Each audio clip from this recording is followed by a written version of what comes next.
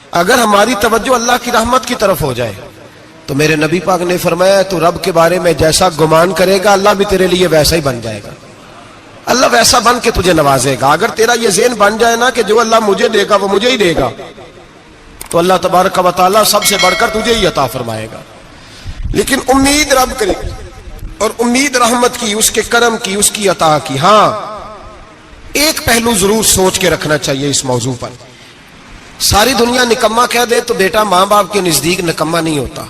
باپ بیچارہ ایک غلطی بچہ کرتا ہے تو وہ جاتا ہے، دوسری کرتا ہے تو جاتا ہے، تیسری جگہ بھی اس کے حصے کی معافی مانگنے جاتا ہے، بڑا کچھ کرتا ہے. پھر ایک وقت آ ہی جاتا ہے کہ جب باپ مجبور ہو کے اخبار پہ اشتہار دیتا ہے کہ میں نے اسے آگ کر دیا ہے، اب میں اس کے سیاہ سفید کا مالک.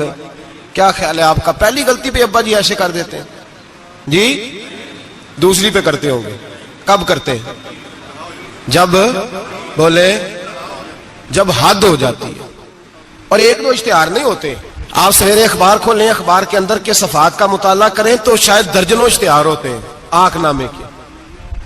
بھئی کس باپ کا دل کرتا ہے کہ وہ بیٹا جس کے لیے اس کی امید ہے کہ کل میرے بڑھاپے کا سہارا بنے گا وہ لکھ کے دے دے کہ میرا رشتہ ہی کوئی نہیں بیٹے کے ساتھ؟ کس کا دل کرتا ہے؟ اور پھر یہاں تک نہیں ہوتا بلکہ آپ قانون جاننے والے لوگوں سے کبھی پوچھیں، وہ آنکھ نامہ لوگ عدالتوں میں جمع کراتے ہیں. کہتے ہیں جی میں نے تو اخبار میں نکال دیا، میرا اس کے ساتھ کوئی تعلق، اماں کہتی ہے میرا کوئی رشتہ نہیں. کیوں؟ کب ہوتا ہے ایسے؟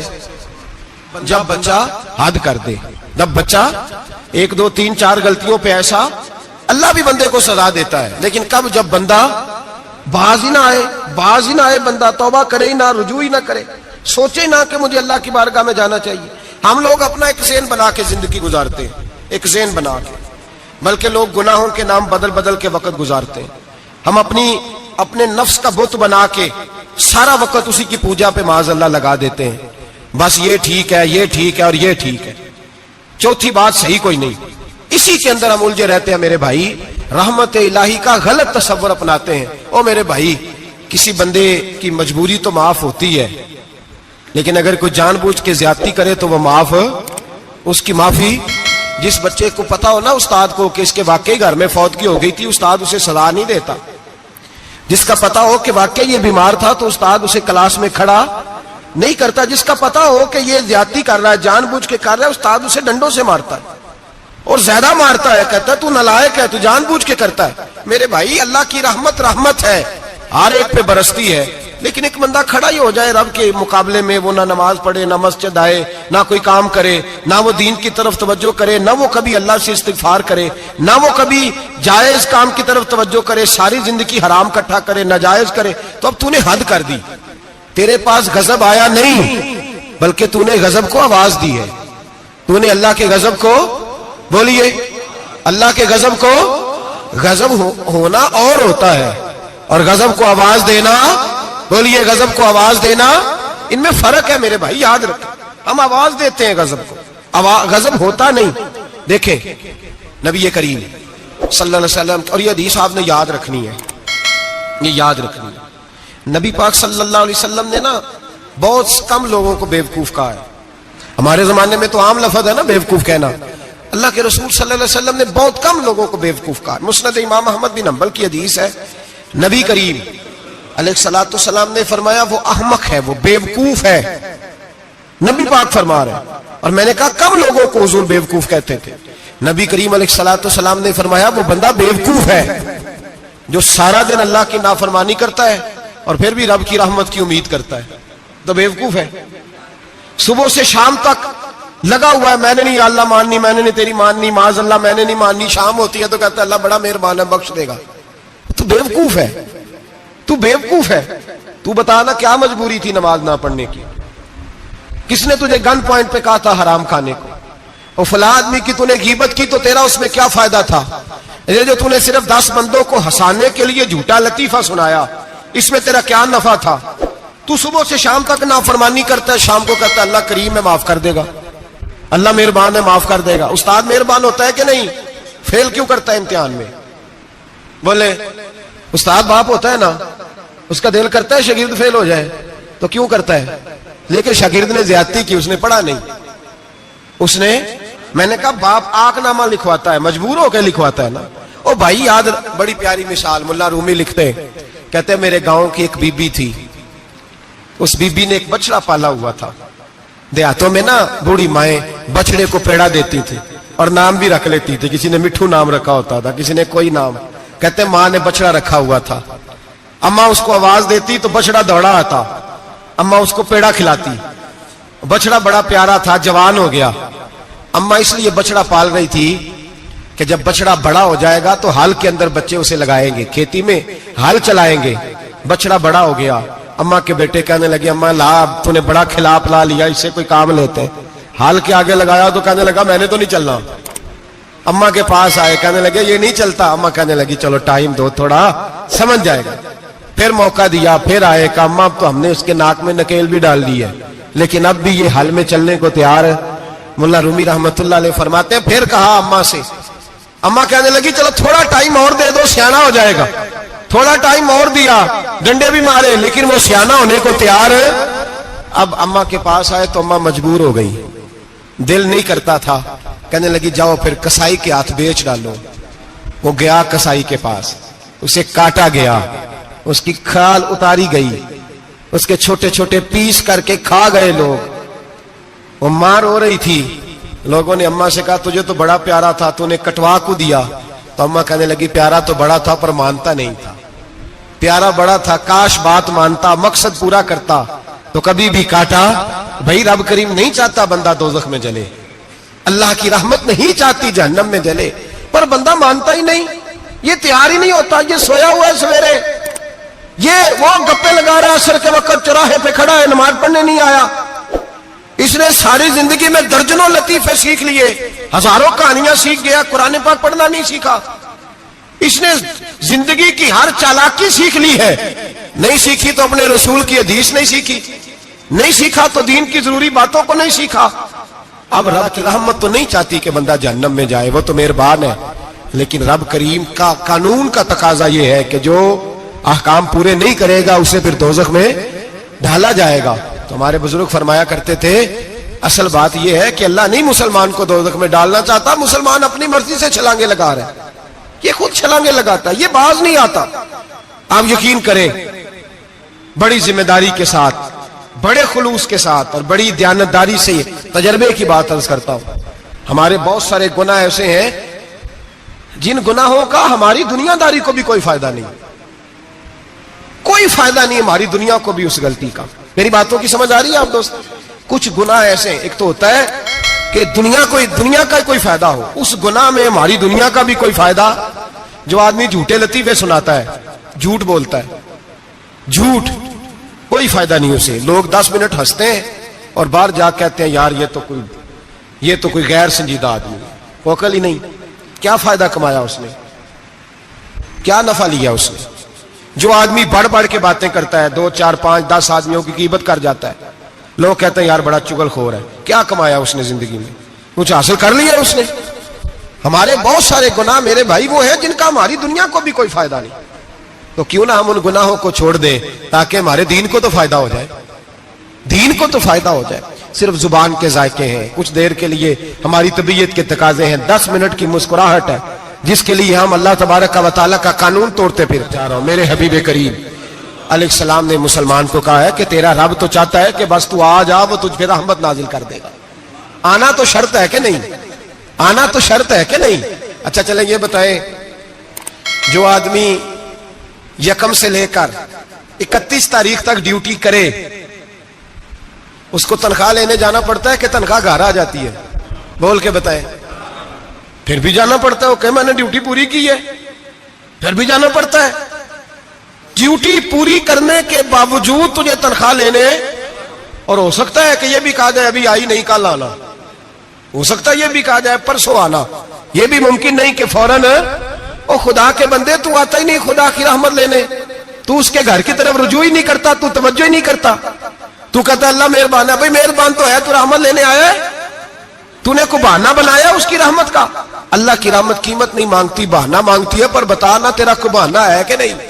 میرے نبی کریم سید عالم صلی اللہ تعالی علیہ وسلم نے فرمایا رب قیمت کا سوال اور نہیں مانگتا, یقین کریں نہیں مانگ, بندے قیمت مانگتے ہیں. آپ 100 دفعہ مسکرا کے بات کریں, ایک دفعہ نہ کرے تو کہتے ہیں مولوی صاحب امیر ہو گئے, اب تو صحیح سلام بھی نہیں لیتے. ایک دفعہ ہو سکتا ہے بیچارہ پیٹ میں درد ہو رہی ہو سکتا ہے گھر کی کو بہت بڑی ٹینشن ہو سکتا ہے کوئی مجبوری ہو. بندے ہمہ وقت قیمت مانگتے ہیں, ہمہ وقت آپ تندرست ہیں, ہر وقت آپ قیمت ادا کرتے ہیں تو لوگ راضی ہیں. لیکن رب کہتا تو کوئی قیمت نہ دے, کوئی بہانہ ہی بنا لے, تیرا رب تجھ سے راضی ہو جائے گا. سنیں بڑی پیاری حدیث, بڑی خوبصورت حدیث, کنز المال میں دیگر کتب احادیث میں ہے. حضرت ابو ہریرہ رضی اللہ تعالیٰ عنہ فرماتے ایک بابا جی نبی پاک کی بارگاہ میں آئے, اور جب وہ واپس جانے لگے تو میں نے عمر پوچھی تو عمر تھی 96 سال. کہتے ہیں بزرگ جب آئے نا تو یہ بھویں جو ہے نا ان کی سفید ہو کے تو یوں آنکھوں پہ آ گئی. بڑی چھڑی بابا جی نے پکڑی ہوئی اور دونوں ہاتھ پکڑ کے نا چھڑی کے اوپر جھکے ہوئے ہیں ایک جانب. قربان جاؤں, کہتے ہیں جب وہ بزرگ مسجد میں داخل ہوئے تو میرے رسول نے کھڑے ہو کے استقبال فرمایا, کھڑے ہو, اور نبی کریم صلی اللہ علیہ وسلم نے آگے بڑھ کے بابا جی کو بازو سے پکڑا اور بٹھایا. حضور بیٹھ گئے. کہا بزرگوں کیسے آئے ہو؟ تو کہتے ہیں وہ بابا جی بات کرتے تو آنکھ کھول کے پہلے حضور کا چہرہ دیکھتے, پھر وہ بات کرتے تو ان کے لب و لہجے کے اندر بڑی پریشانی, بڑی تکلیف, بڑی مایوسی. عرض کرنے لگے یا رسول اللہ, حضور زندگی ساری گناہوں میں بیت گئی ہے, حضور غلطیاں ہی غلطیاں, یاد ماضی عذاب ہے, یا رب چھین لے مجھ سے حافظہ میرا. اے اللہ کے رسول بڑی لمبی فہرست ہے, پاپ ہی پاپ ہے, کالے سیاہ دفتر ہے. یا رسول اللہ صلی اللہ علیہ وسلم جب پلٹ کے دیکھتا ہوں حضور مجھے نیکی دکھائی نہیں دیتی. حضور اس عمر میں آپ کا ایک صحابی ملا ہے, اس نے بات سمجھائی ہے تو تھوڑا خیال آیا ہے, لیکن یا رسول اللہ صلی اللہ علیہ وسلم اب میرا وجود بیکار ہو گیا ہے, حضور بوڑھا ہو گیا ہوں. 3 باتیں کہیں بزرگوں نے اور نرالی کہیں. کہنے لگے یا رسول اللہ صلی اللہ علیہ وسلم, حضور اب تو میری کمر بھی سیدھی نہیں ہوتی کہ میں نماز ہی صحیح ادا کر سکوں, بوڑھا ہو گیا ہوں. یا رسول اللہ صلی اللہ علیہ وسلم اب میرے اندر طاقت نہیں کہ میں محنت مزدوری کر کے صدقے اور خیرات دے سکوں. یا رسول اللہ صلی اللہ علیہ وسلم اب میں تلوار لے کے جہاد بھی نہیں کر سکتا. حضور نہ میں لمبی نمازیں پڑھ سکتا ہوں, آقا نہ میں صدقات و خیرات دے سکتا ہوں, محبوبہ نہ میں دین کے لیے کوئی جہاد کر سکتا ہوں. بیکار وجود ہے, بیکار وجود کو تو گھر والے برداشت نہیں کرتے, بچے دعا کرتے ہیں یا اللہ ابا جی کو پردہ دے دے, اماں کو پردہ دے دے, بیکار ہو گیا ہوں اور آج آیا ہوں تو مجھ بیکار کو میرا رب قبول کر لے گا. آج کلمہ پڑھوں تو بیکار ہوں, کسی کام کا نہیں, نہ نماز نہ صدقات نہ جہاد, قبول کر لے گا. حضرت ابو ہریرہ فرماتے ہیں جیسے برسات میں بارش کی جھڑی لگتی ہے, یوں مصطفیٰ کی آنکھوں سے جھڑی لگ گئی. حضور کھل کے روئے, کھل کے. اور میرے حبیب پاک نے فرمایا بزرگوں بڑے مجاہد ہیں, دین کے لیے جہاد کرنے والے بڑے ہیں, رب کریم کو آپ کی تلوار کی اتنی حاجت نہیں.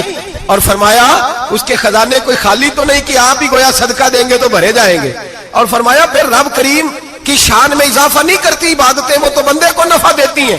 میں بزرگوں نہ آپ جہاد کریں نہ آپ صدقات دیں, لا لمبی نمازیں پڑھیں, آپ صدق دل سے آ جائیں, اللہ کے رسول کا وعدہ ہے رب آپ کو بغیر حساب کتاب جنت عطا فرما دے گا. آنا تو شرط ہے کہ نہیں, آئیں تو صحیح, نہ پہنچے تو صحیح, آ جائیں. اس کو نہیں آجائے صدقات و خیرات کی, جہاد کی تبلیغ, آئے تو صحیح نا. ان العبد اذا اعترف ثم تاب تاب اللہ علیہ. میرے حبیب نے فرمایا بندہ جب رو کے کہتا ہے نا یا اللہ غلطی ہو گئی معاف کر دے, فرمایا میرا مالک اسے فوراً ہی معاف فرما دیتا ہے. تو آ تو صحیح, تو آتا ہی نہیں, تو آ ہی نہیں رہا, تو گھر میں بیٹھا ہوا ہے, تو سویا ہوا ہے, تو دکانداری کر رہا ہے, تو پیسے گن رہا ہے, تو آیا ہی نہیں, آ تو صحیح. بلکہ میرے نبی پاک فرماتے ہیں جب اللہ پاک کا بھاگا ہوا غلام آتا ہے پھر تو اللہ زیادہ راضی ہوتا ہے, پھر تو اللہ زیادہ راضی ہوتا ہے, زیادہ راضی ہوتا ہے. تو آ تو صحیح, پہنچ تو صحیح. بلکہ صوفیات اور بات کرتے ہیں, وہ کہتے ہیں تو کبھی بھول کے بھی رب رب کرے تو اللہ تو اسے بھی قبول کر لیتا ہے, بھول کے. ملا رومی کہتے ہیں بنی اسرائیل کا بندہ ہے, صنم پتھر کو کہتے ہیں, بت کو کہتے ہیں, بت کے سامنے کھڑا ہے اور ساری رات کہتا ہے یا صنم یا صنم یا صنم, اے پتھر اے بت, ساری رات پکارتا رہا. رات گہری ہو گئی, نیند کا غلبہ, تھک گیا, سونے کے قریب آیا تو غلطی سے منہ سے نکل گیا یا صمد, یا صنم کی جگہ نکل گیا. رب کریم نے فرمایا جبریل دوڑ کے جا, جو مانگتا ہے اسے دے دے.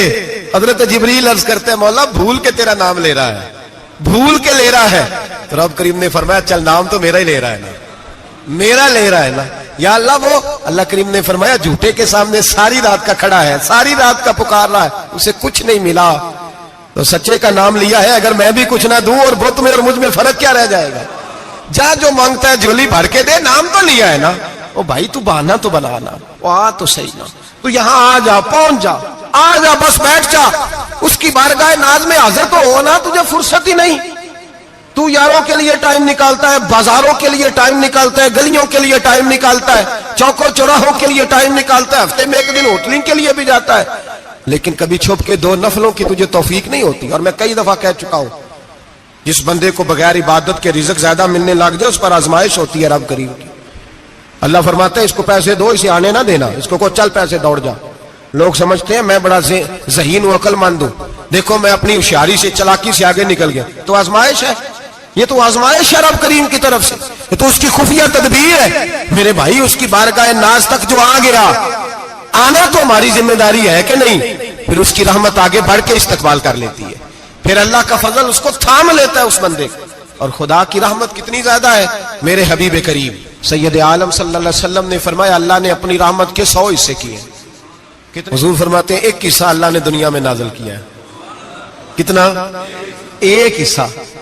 فرمایا یہ جو ماں بیٹے سے پیار کرتی ہے, باپ بیٹے کے لیے مزدوری کرتا ہے, یہ جو بہن بھائی کے لیے روتی ہے, یہ جو بیوی شوہر کے لیے دعا مانگتی ہے, یہ جو بچے ماں باپ سے پیار کرتے ہیں, فرمایا یہ اس ایک رحمت کا نتیجہ ہے, ایک رحمت کا نتیجہ. تو صحابہ کہنے لگے یا رسول اللہ وہ 99 کدھر ہیں؟ نبی پاک نے فرمایا رب کریم نے سنبھالی ہوئی ہے, قیامت کے دن تمہیں عطا فرمائے گا. ابھی تو ایک نازل کی ہے, ابھی اللہ نے. ایک بزرگ تھے, ہمیں تفسیر پڑھایا کرتے تھے, تفسیر کے استاد تھے. میں نے ان سے ایک دن کہا, میں نے کہا حضرت صاحب کچھ باتوں میں نا میں اڑ جاتا ہوں, میں اپنے آپ کو اتنا لائق نہیں سمجھتا, تو کہیں کہیں نا ذہن الجھ جاتا ہے, تو کبھی الجھ جاتا ہوں. ایک سوال کئی دنوں کا ہے, اصول تفسیر کا مسئلہ ہے, تو ذرا کچھ چیزیں ایسی ہوتی ہیں بزرگ کہتے ہیں جو کتابوں سے نہیں ملتی, صرف سینوں سے ملتی ہیں. کورس تو فقط لفظ ہی سکھاتے ہیں, یہ آدمی ہے جو آدمی بناتے ہیں. میں نے کہا صاحب یہ سمجھ نہیں آئی کہ یہاں بھی صاحب وہاں بھی صاحب. کہنے لگے جی کس طرح؟ میں نے کہا جی یہاں قبر میں بھی سوالوں کے جواب اور پھر قیامت میں بھی.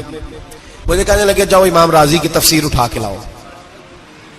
میں تفسیر ان کے سامنے لا کے رکھی, تو کہنے لگے یہ سیدنا یوسف علیہ السلام کا واقعہ ذرا دیکھو تفسیر یوسف میں, اس میں ایک عجیب بات لکھی ہے. حضرت یوسف علیہ السلام کے زمانے میں قحط ہو گیا, تو جناب یوسف علیہ السلام نے, کیونکہ آپ اللہ کے نبی سے پہلے سے جان گئے قحط ہوگا, تو حضرت یوسف نے گندم پہلے سٹاک کر لی تھی بہت زیادہ. باقی علاقوں میں جب قحط پڑا نا, اب سب لوگوں نے مصر کی طرف رجحان کیا گندم لینے کے لیے. تو حضرت یوسف علیہ السلام نے نا شہر کے دروازے پر بندے کھڑے کر دیے. فرمایا جو بندہ آئے نا اس سے 2 سوال پوچھنا. جو آئیں گے لوگ گندم خریدنے, جو آئے 2 سوال پوچھنا. ایک پوچھنا کہاں سے آیا ہے, اور ایک پوچھنا لے کے کیا آیا ہے. ایک پوچھنا, سمجھ آ رہی ہے بات, اور دوسرا پوچھنا کہ لے کے سونا لے کے آیا ہے, چاندی گندم خریدنی ہے تو کیا چیز لے کے آیا ہے, کہ نقد پیسے لایا ہے, یہ پوچھ لینا. جو آئے 2 باتیں پوچھنا, ایک پوچھنا کہاں سے آیا ہے اور دوسرا پوچھنا کیا. ایک روایت میں 3 سوال بھی ہیں, لیکن فرمایا پوچھنا 2 سوال ضرور. انتظار تھا نا بھائیوں کا کنان سے آنے والوں کا. فرمانے لگے سب سے 2 سوال پوچھنا, جب کنان والے آئے نا ان سے صرف اتنا پوچھ لینا کہ وہ کہاں سے آئے ہیں. اگر پوچھے نا کنان سے آئے ہیں تو پھر یہ نہ پوچھنا کیا لے کے آئے ہیں, پھر میں جیب میں خود ٹٹول لوں گا وہ کیا لے کے آئے. باقیوں سے 2 سوال. جب میرے بھائی آئے نا, بھائی بھائیاں دے ویری ہوندے تے بھائی بھائیاں دیا باواں, جب میرے بھائی آئے تو ان سے یہ نہیں پوچھنا کہ وہ کیا, بس یہ پوچھنا کہ کہاں سے, اتنی بات پوچھنا, باقی میں پوچھ لوں گا. آپ فرمانے لگے رب بھی فرشتوں سے کہتا ہے تم قبر میں نا میرے بندوں سے زیادہ سوال نہ کرنا, بس یہ پوچھ لینا مجھے مانتے ہیں, میرے نبی کو مانتے ہیں. قبر میں تم اتنے سوال پوچھ لینا, باقی لے کے کیا ہے وہ میں خود ہی پوچھ لوں گا. فرشتوں کے سامنے رب کریم اپنے بندے کو بے آبرو کرنا, بس تو یہ بتا دے اللہ رسول کو مانتا ہے کہ نہیں. باقی جو تیرا حساب کتاب ہے نا, اللہ فرماتے ہیں میں قیامت میں کر لوں گا, میں پوچھ لوں گا اس کا کیا علاج کرنا ہے, بس تم اتنا بتا دو مجھے مانتے ہو, میرے رسول کو میرے بھائی، میرے نبی کریم علیہ السلام فرماتے ہیں جو بندہ توبہ کرنے والا تھا، اللہ کی بارگاہ میں آنے والا تھا، بار بار توبہ کرتا تھا، احساس رہتا تھا، اسے احساس تھا، آیا کرتا تھا، پھر بھی غلطیاں ہو گئی، قیامت کے دن رب کریم اپنے فضل کی چادر اس پہ ڈالے گا، فضل کی چادر ڈالے گا، اور رب کریم اس سے پوچھے گا یہ گناہ کیا تھا؟ اور نبی پاک فرماتے ہیں اس نے بڑے بھی گناہ کیے، اللہ چھوٹے چھوٹے گناہوں کے بارے میں پوچھے گا، یہ غلطی کی تھی، یہ گناہ، بندہ ڈر رہا ہے، وہ کہہ رہا ہے پتہ نہیں سزا کیا ملے گی، کیونکہ دنیا میں بھی ڈرتا رہا، یہاں بھی ڈر رہا ہے، شرط یہ ہے کہ احساس والا ہو، آتا رہو، پھر بھی غلطیاں ہو گئی، خیال کرتا تھا، محنت کرتا تھا، نیک ہونے کی جدوجہد کرتا تھا، کوتاہیاں رہ گئی، یہ گناہ کیا تھا یا اللہ بھول گیا تھا، یہ گناہ کیا اللہ مجھ سے غلطی ہو گئی، یہاں بھی کیا تھا یا اللہ غلطی ہو گئی، نبی پاک صلی اللہ علیہ وسلم فرماتے ہیں چھوٹے چھوٹے گناہ اللہ دکھا رہا ہے اور اس سے کہہ رہا ہے یہ کیا تھا مانتا جا رہا ہے، رب کریم فرماتا ہے پتہ ہے میں تیرے ساتھ کیا کرنے والا ہوں، ٹانگیں کانپ گئی، یا اللہ پتہ نہیں، فرمایا میں تجھے ان گناہوں کے بدلے نیکیاں دینے لگا ہوں، ان گناہوں کے بدلے نیکیاں، نبی پاک فرماتا ہے فٹافٹ ہی بول پڑا، کہنے لگا یا اللہ میں نے تو بڑے بڑے گناہ بھی کیے، اگر تو نے گناہوں کے بدلے نیکیاں دے دیا تو میرے تو بڑے بڑے پاپ بھی ہیں، وہ دوسرے کدھر ہیں؟ تو میرے حبیب کریم علیہ الصلوۃ والسلام فرماتے ہیں رب مسکرائے گا جو رب کی شان کے لائق ہے، اللہ فرمائے گا تیرے دل میں احساس تھا، تو آیا کرتا تھا، تو توبہ کرتا تھا، تو میری بارگاہ ناز میں آتا تھا، پتہ تیرے اوپر چادر کیوں ڈالی ہے؟ یا اللہ نہیں، فرمایا میں تجھے اپنی رحمت کی چادر میں چھپا کے جنت میں داخل کرنا چاہتا ہوں، میرے بھائی تو آ تو صحیح، تو پہنچ تو صحیح۔